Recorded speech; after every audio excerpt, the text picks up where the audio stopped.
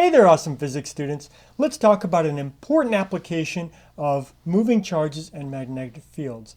In particular, we want to think about how the Lorentz force law, this is F equals QV cross B, how does that influence the path that moving charges take in a magnetic field due to this force? So here we have an example. We're going to use a uniform magnetic field, and it points into the screen, so it points that way. And what we're going to do is we're going to have a little device here that ionizes carbon atoms. We're going to start with the most common common type of carbon, that is carbon 12, and we're going to ionize it once. So we're going to remove an electron, and now it's going to become a positive charged particle. And we're going to send this out here with a velocity that is predictable, so we know we can control that velocity. So what happens to it when it enters the magnetic field? Well, if you follow this force law, if you take your right hand and you point your fingers along the velocity vector, Q is positive, so QV vector points this way. The magnetic field points into the screen, and so if we take our right hand and push the velocity vector QV into the magnetic field, then our thumb points up and the force points up. So it's going to feel a force up like that. And so that's going to cause it to shift its velocity or turn just a little bit. And so its new velocity is going to point like that as it's progressed through here. Of course, now we apply the force law again. QV again points this way. The magnetic field points into the screen. You push it in. Now the force law is up at an angle like this.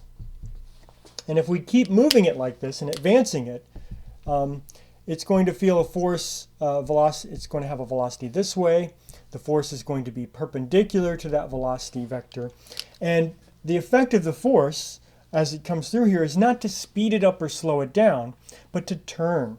Because the force is always perpendicular to the velocity vector, it's not going to speed it up or slow it down. It's just going to turn it.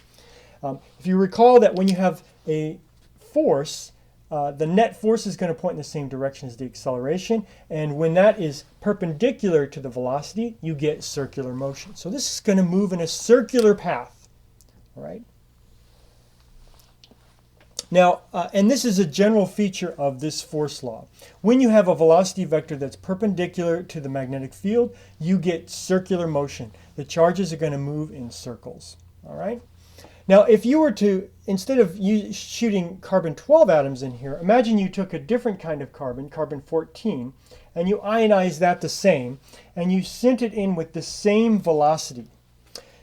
This force law doesn't include any information about the mass, and so the force is going to be the same on the carbon 14 atom as it is on the carbon 12 atom. However, the mass of the carbon 14 atom is larger. Now, this carbon 14 refers to the number of protons and neutrons in the nucleus. And so this means that even though it has the same protons, because it's the same atom, they're both carbon, carbon 14 is going to have 2 additional neutrons in the nucleus. It's going to be more massive. So you can think of this carbon 14 as a big truck, and this carbon 12 is a little sports car, and you put the same force on them to turn them. Which is going to be easier to turn? Well, the carbon 14 is going to be harder to turn because it has more inertia. And so when it goes through a circle like this, it's going to go in a larger arc, or the radius of the circle is going to be larger because it has more inertia. So what you do there is you take advantage of that. You place a detector here, and the carbon 12 atoms are going to strike the detector here. Now what your detector does is every time an atom strikes or collides with your detector, it counts it. You can use the location, because these land in different locations. You can use the location to differentiate between carbon 12, which strikes down here, and carbon 14, which has a larger radius and strikes in a different location. And you can count the relative number of carbon 12 to carbon 14 atoms. And that's how that's how a mass spectrometer works, is that it differentiates between even different isotopes of the same atom by shooting them through a magnetic field and taking advantage of their inertia.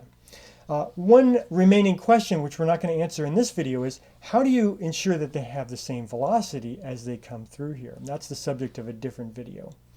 But all you need to know here is that the main points here are that if the velocity vector is perpendicular to the magnetic field, then you get circular motion, and that the inertia plays a role in determining how big that circle is, and you can exploit that for practical purposes. All right?